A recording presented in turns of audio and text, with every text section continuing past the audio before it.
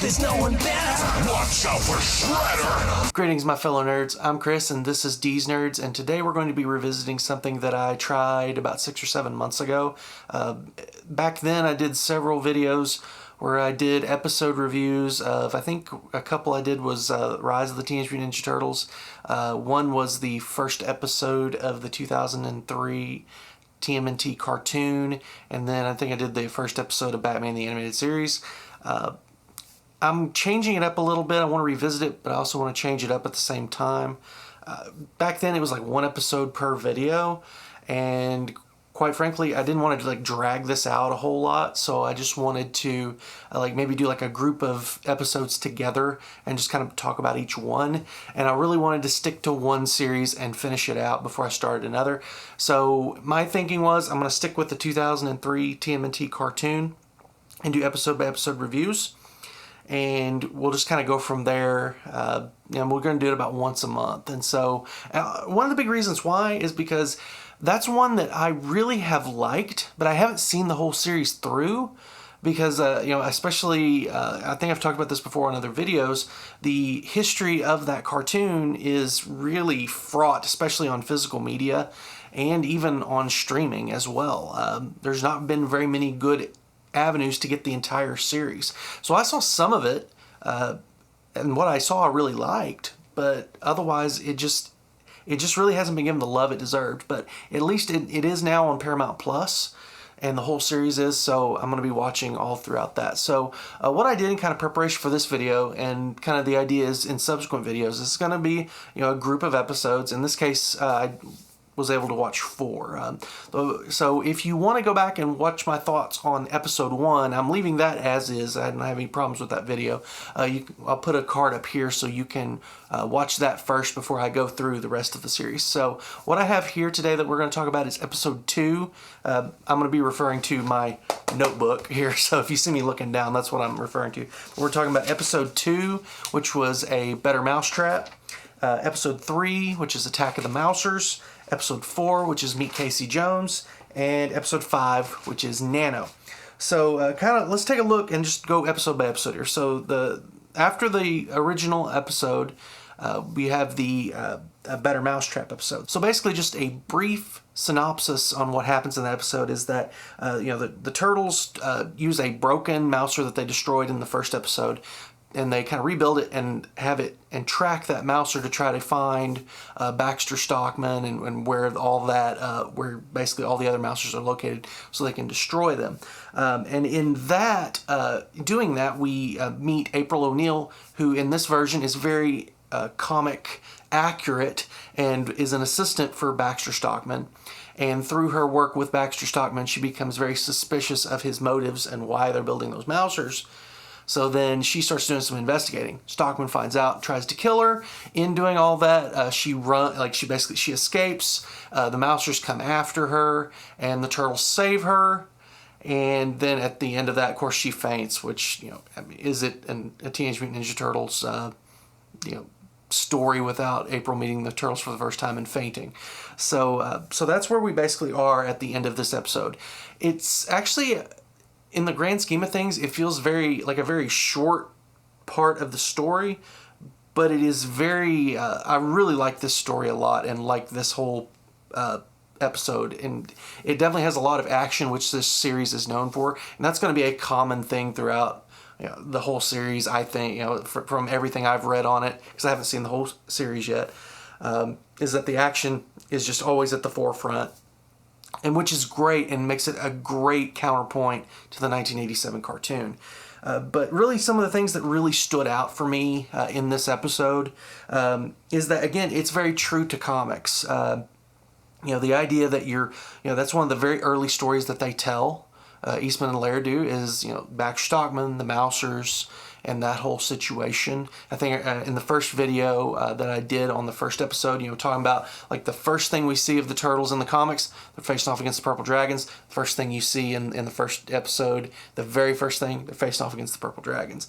So I really appreciate that. And again, it's all throughout the whole thing. April is not a reporter in this. She's an assistant that works for Baxter Stockman, who gets very suspicious. I mean, it's all playing out very close in hand with what the original comic was. And that's one thing I do give this series a lot of credit for, is that there's definitely less how do we tailor to kids and more like how do we create a kids show that also very much keeps the spirit of the comics alive. And don't change it too much. And so that's something I really do appreciate here, and it just keeps doing that.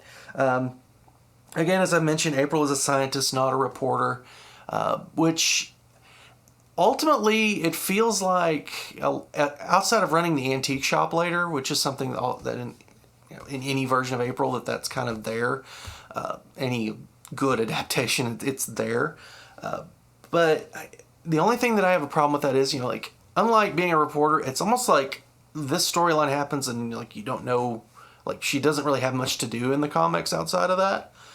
So otherwise just kind of being a friend to the turtles and helping the turtles. So I don't know how that's going to play out in this series very much, but that is, I mean, they are staying very comic book accurate, which I can't appreciate.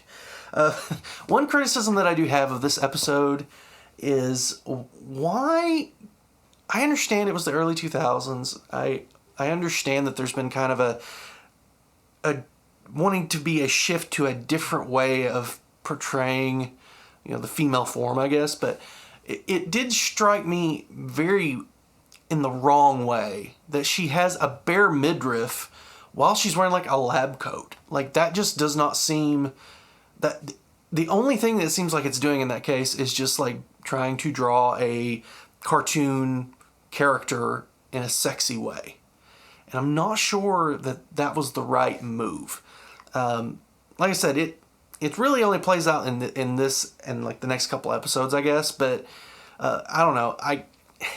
There could have been better design choices as far as it goes. But that's a small complaint as far as it goes for me.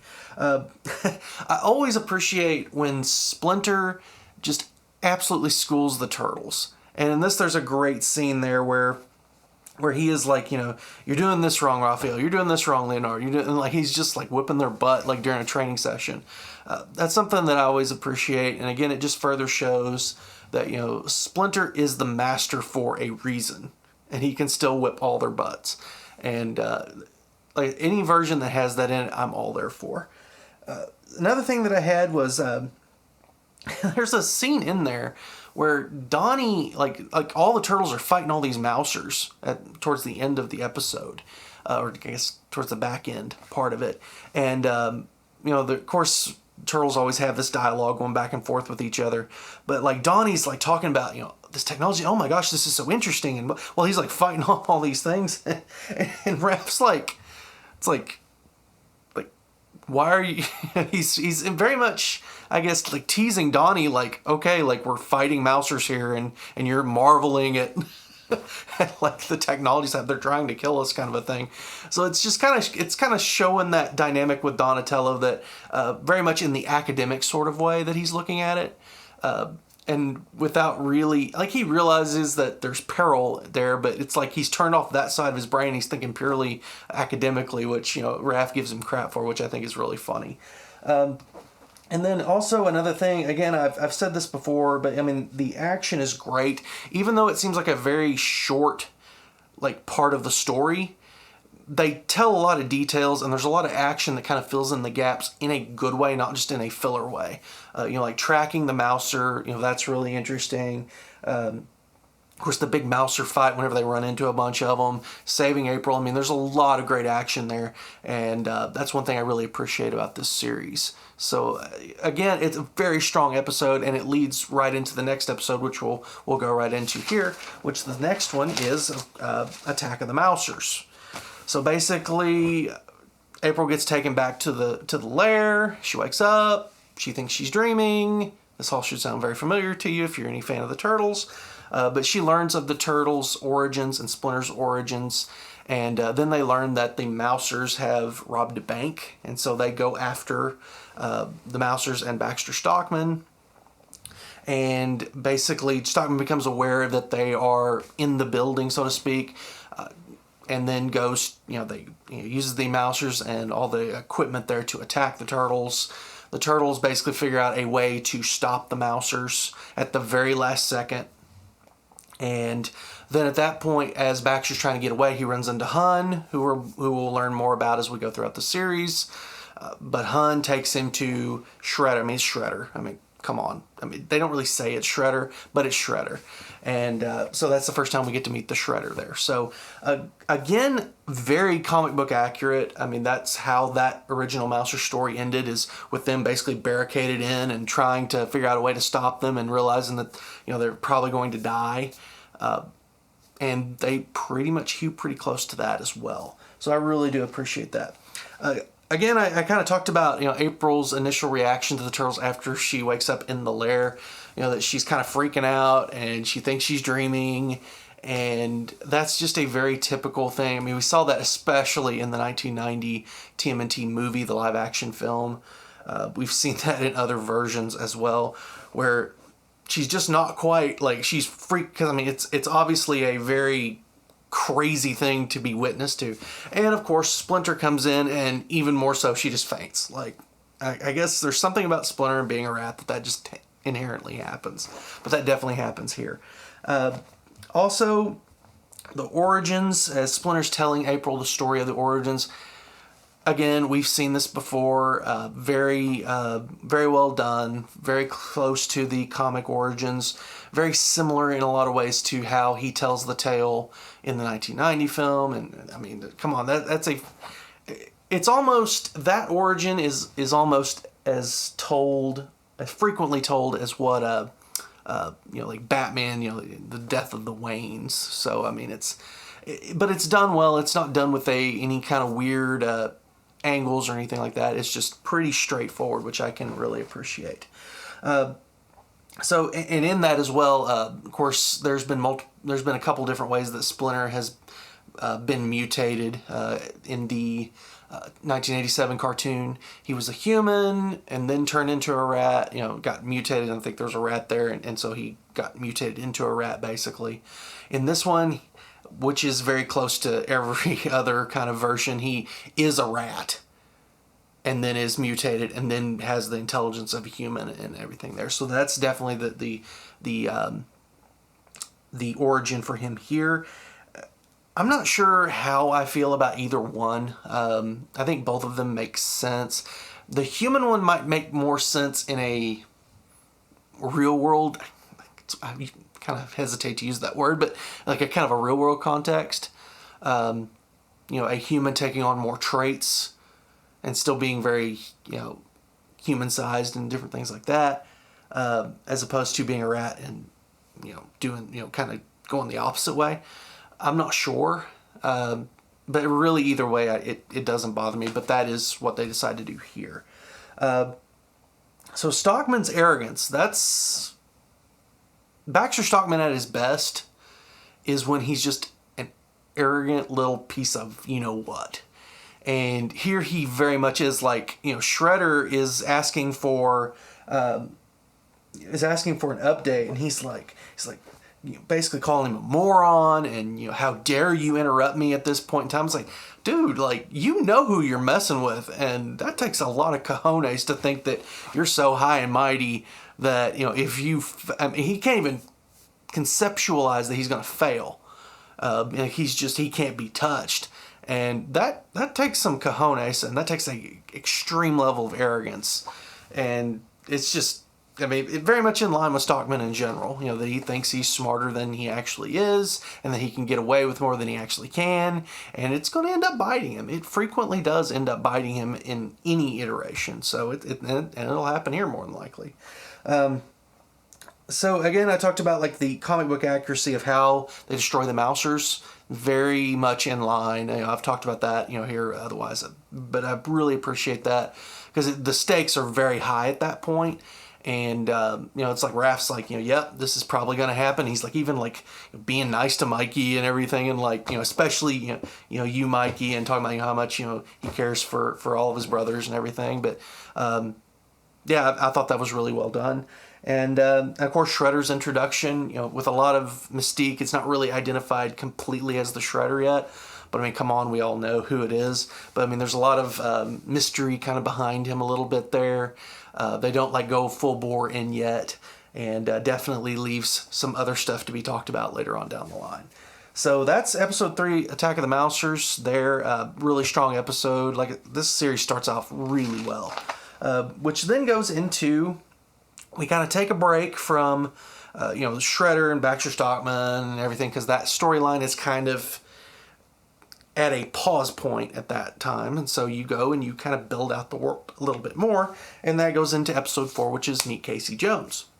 So with that, basically Raph, his temper flares during a sparring match with Michelangelo, and he almost like beats Mikey savagely with a pipe, and he has to be stopped by his brothers and Splinter, and he runs off because he feels bad about it, and in doing so he meets Casey Jones, who's about to kick the crap out of some purple dragons, and in a way that really is going too far.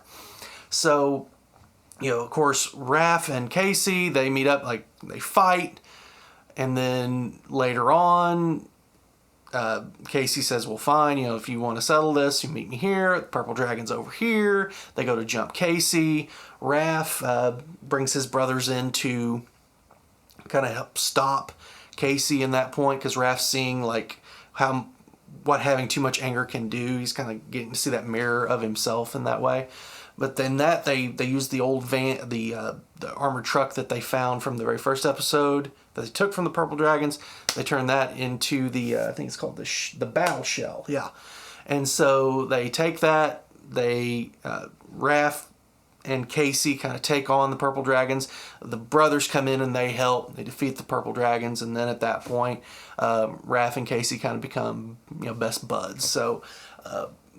A lot to unpack in that episode. I think that this series does Casey Jones very well and plays him off. I feel like in the 1987 cartoon, he's played very stupidly. And I really appreciate how they portrayed him in 2012. But in 2003, I feel like they did a very good job with him. And so I really appreciate, first of all, his introduction, I feel like, is very strong and kind of giving him some motivation.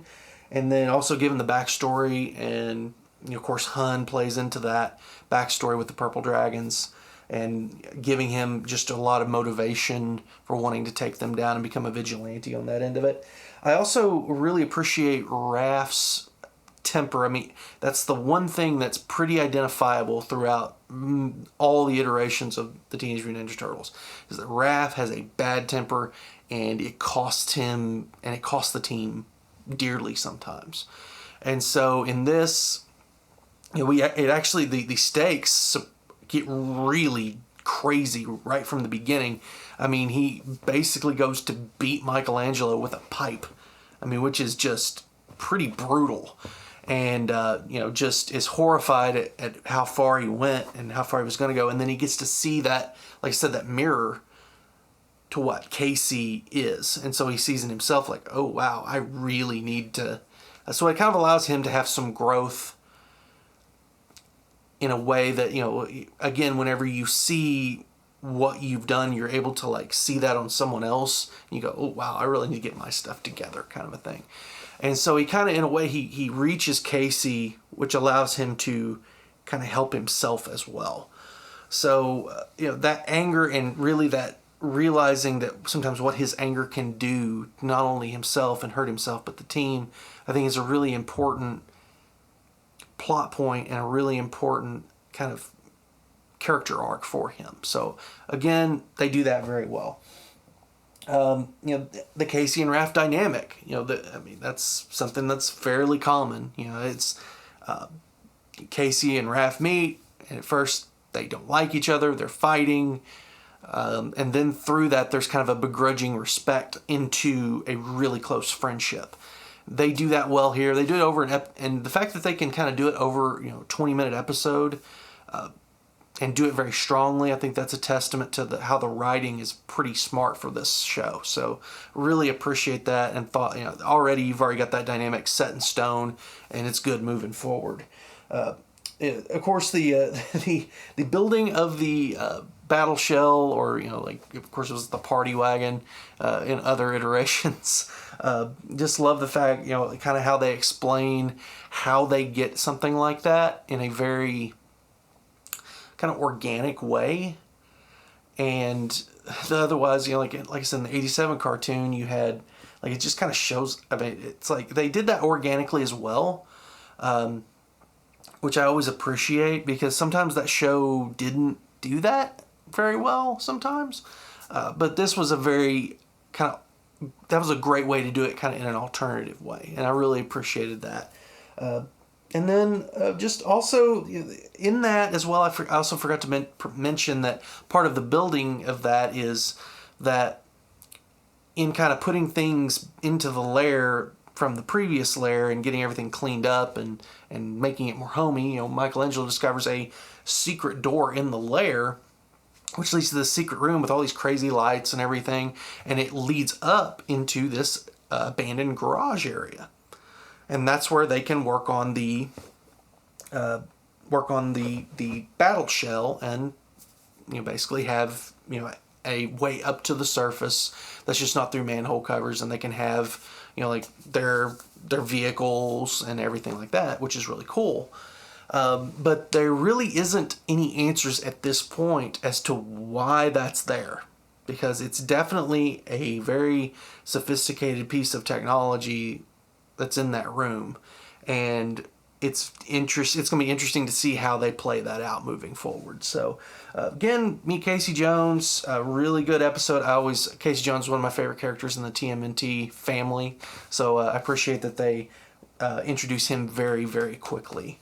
So now we move on to the other, and this one's kind of an outlier in that it's not really at this point about building out the universe all that much, but it's called Nano, and it's really hard for me to explain what this is without getting extremely wordy, so I'll do my best. I'll do my best to kind of talk about it. So basically there's this nano technology in this lab that can take other electronic parts, radios, whatever, and build it into a robot form with intelligence, basically.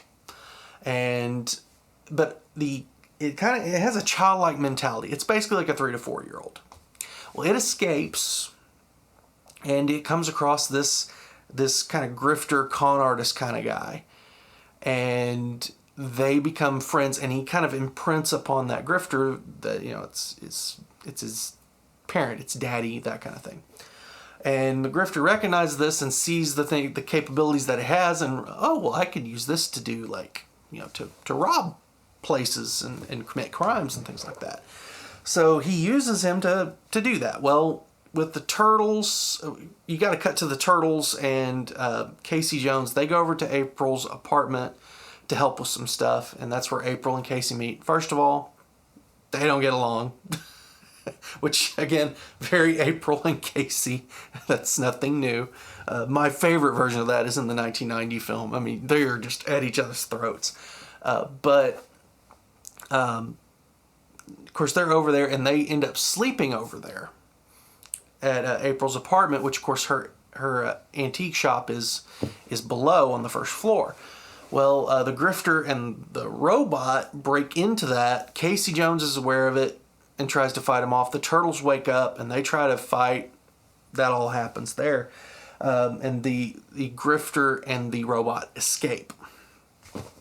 Well, at that point in time, so basically it's about the turtles trying to hunt down this grifter and the robot. And they do, but it's really... this is where I think we need to go more into my thoughts on the episode and some of the things that stood out. Up until the last 5 minutes of this episode, I thought it was one of the weakest ones so far. It was just kind of why do I care? I don't care.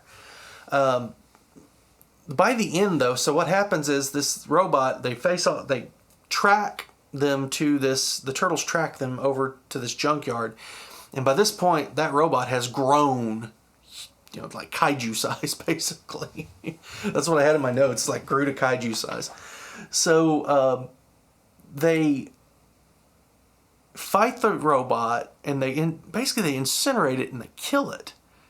And this is the point where I go, oh, this is terrible. Like, because you realize that this is really just kind of like a child, basically.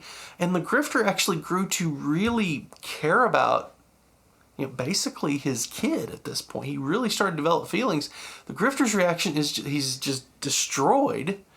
And they're sad that they had to kill it because, really it was just it was very childlike in a lot of ways. So that's the part that really kind of got me. It's like, oh my gosh, this is like really sad at the end. So it almost made the episode, I would still say it's the weakest of the 4 that we're talking about here today. But, it's still a pretty strong episode and definitely is still watchable. But that was the part where I was just like, oh my gosh, like this is so sad. So some of my thoughts on this, sorry, I'm looking at my notes here right now. So, yeah, again, feel really upset about the robot. Essentially is a child with a crappy parent. That's what I put in my notes, and that's kind of true. Had that robot found someone a little bit more loving, maybe it wouldn't have been turned into a monster. The April Casey dynamic in this is really fun, and again, I keep coming up with things like traditional, stays close to comics, or stays close to a lot of different versions of the Turtles, and that's just essentially very true here. In this, April and Casey, they do not get along. Like the very ending scene in the episode is them bickering back and forth. We know that that's typically how it starts for them, and then in some cases a relationship forms, a very close friendship forms, something like that. It's almost like and then they kind of become like the old bickering married couple in a lot of ways, and I really appreciate that. And so they definitely start this off the right way. And then we are also introduced to April's antique shop, which again is a very common thing that she has. Multiple versions, this is what she has had, and so really appreciate that.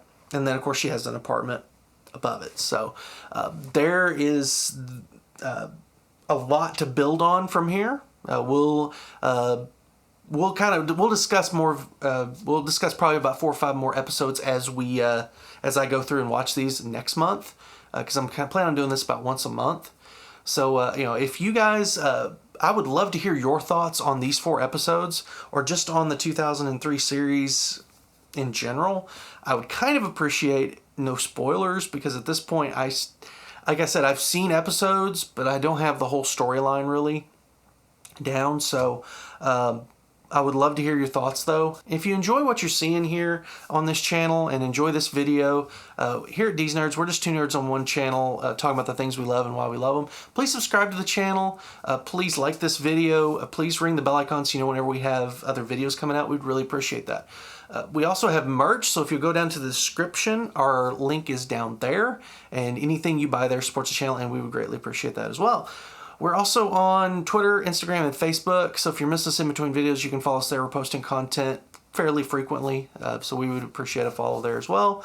And guys, until next time, I'm Chris, and this is D's Nerds. You guys have a great, safe rest of the day. Bye!